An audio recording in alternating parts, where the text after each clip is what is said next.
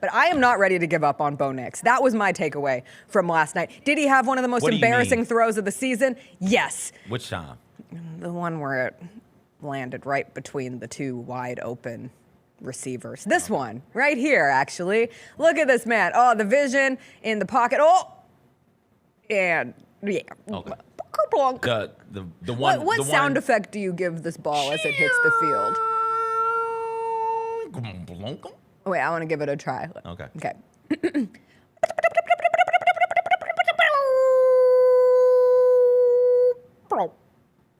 Yours is better. Yours is better. It wasn't just this throw. It was three in a row on this drive. They're driving.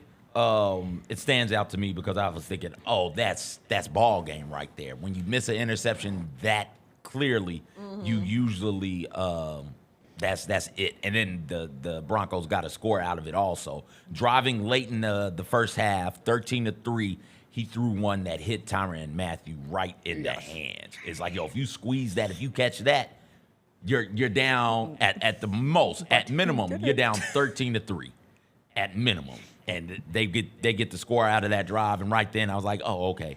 The game is what the game is at this point. It's just, can the Saints make anything of it? And they couldn't. Bo Nix is not the story here at all.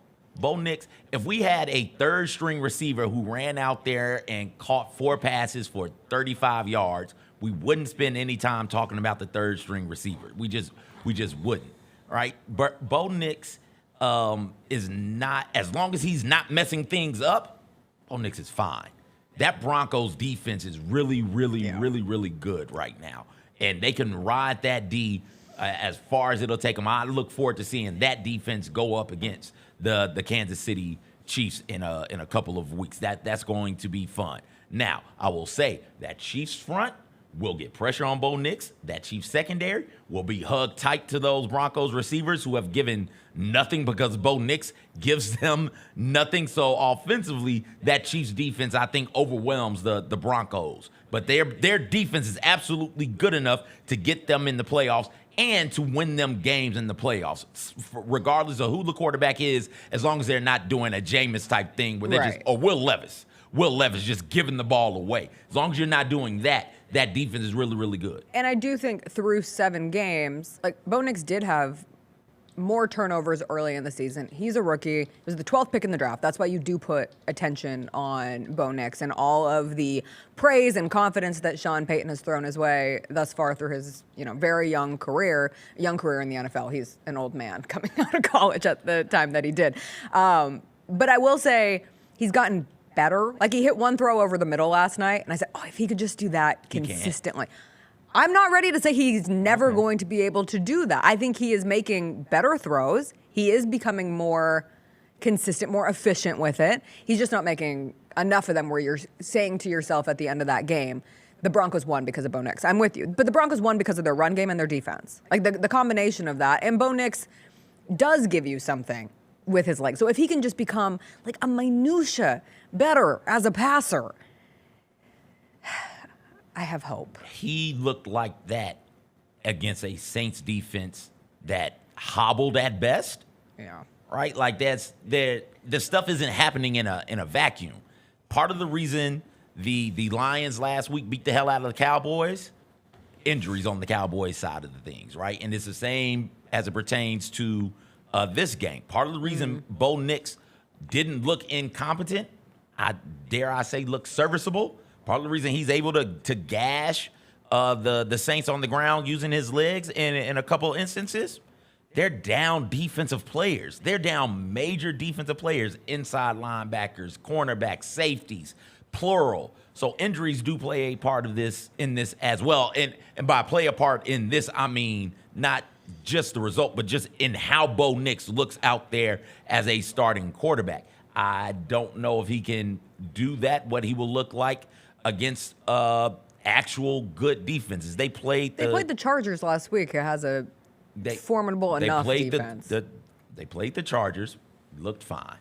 All right, the consistency is a thing with Bo Nix, and my complaint about Bo Nix was not quelled at all after last night's performance, because my complaint is, hey, when he doesn't have the best players on his side of the ball, he's not very good. And last night, he had the best players on his side of the ball.